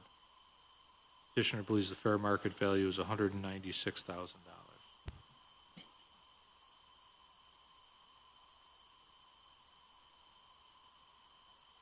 118 Melbourne Ave, student housing, current tentative assessed value is $74,000 with a land value of 11,600. Petitioner believes the fair market value is $219,000.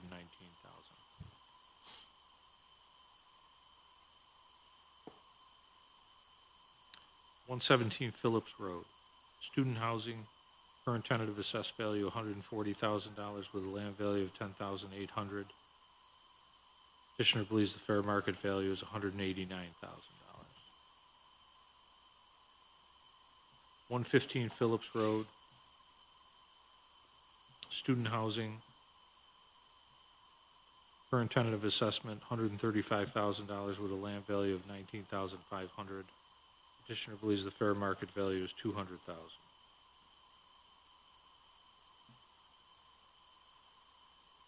110 Phillips Road, student housing, current tentative assessed value $140,000 with a land value of $14,700. Petitioner believes the fair market value is $238,000.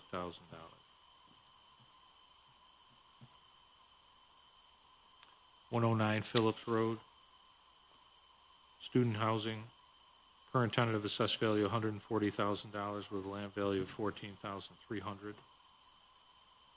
Petitioner believes the fair market value is $176,000. 102 Phillips Road, student housing, current tentative assessed value $140,000 with a land value of $14,700. Petitioner believes the fair market value is $184,000. Okay, so that's all the, I think there's 20 properties? Yes. Okay. Was there 20 last year too, or are you adding to the portfolio? No, there were 20 last year as well.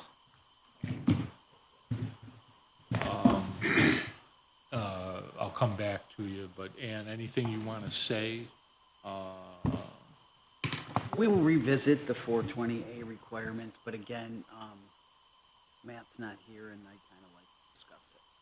Sure, you know, understood. With his, so conveniently, he's not here. Is there anything in 420A that applies to housing? Part of it could be, yeah. But again, I want to revisit it. And, I know Kathleen put the law in there, but I want to verify. Well, for example, the YMCA and the YWCA offer housing, and they qualify under 420A. That's the exemption that those types of entities use for their housing as well. Okay. Is it possible to get, I don't think it's, I think just the application is, can we get the, is the 420A like this, or is it something that? Huh?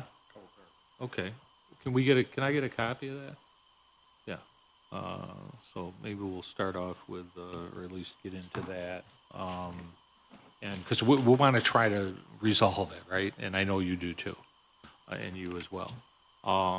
So we like seeing you every year, but we'd like to, get a meeting of the minds if possible as to how to do this thing, right? And so we can stop the dance, if you will.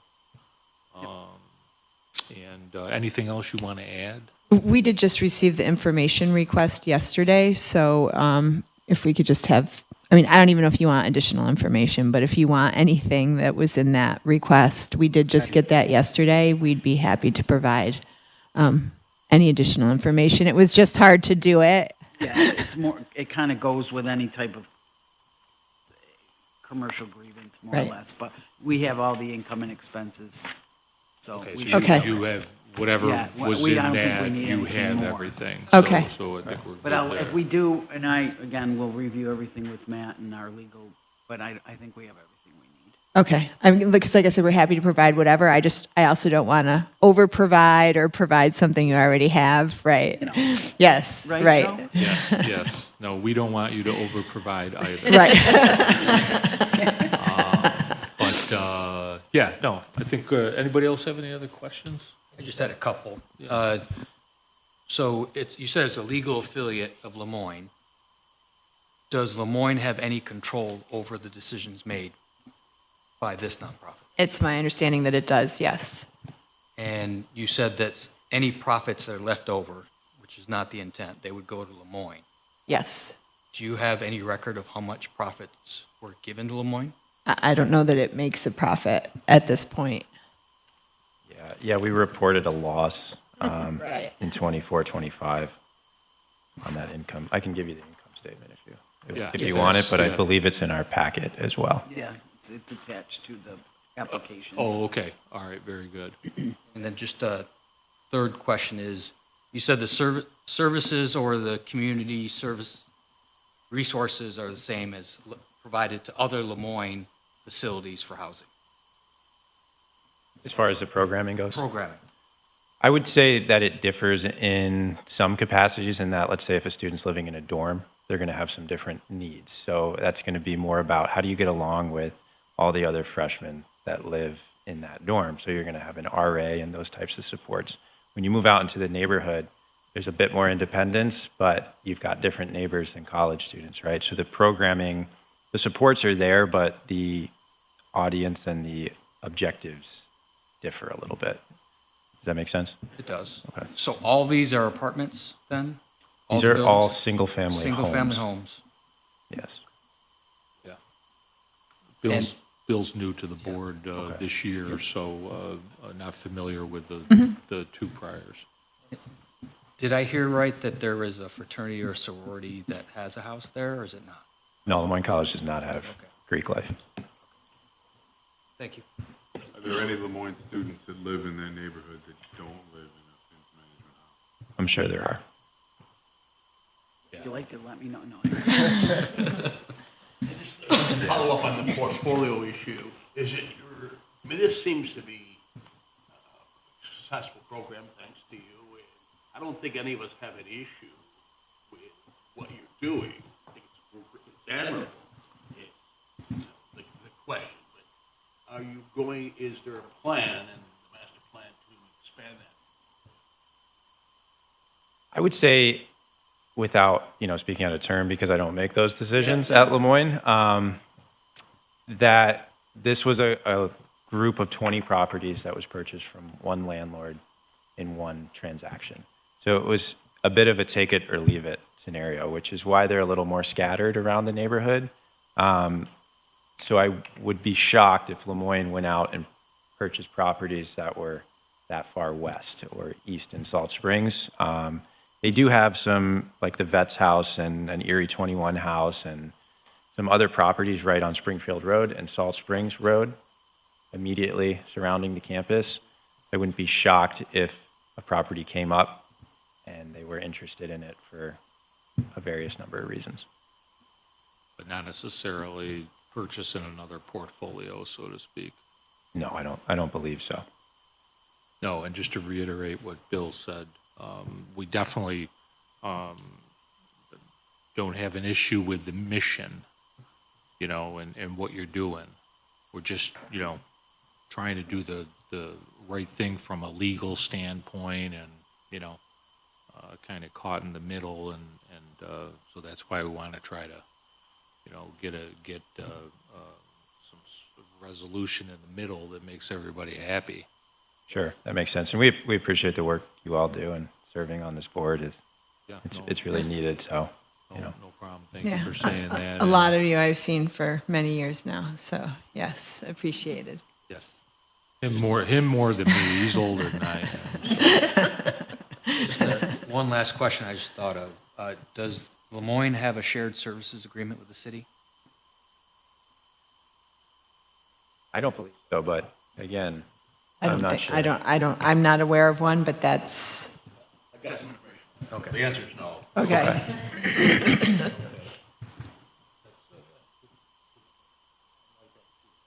Yeah, Does Mr. have Haslam. shared services, right, okay. Anything else you want to add? Pretty good shape at this point, and so we'll get with Corporation Counsel and Ann and Matt, and we'll get a copy of that information, and yeah, I think we'll see if we can put something together this year.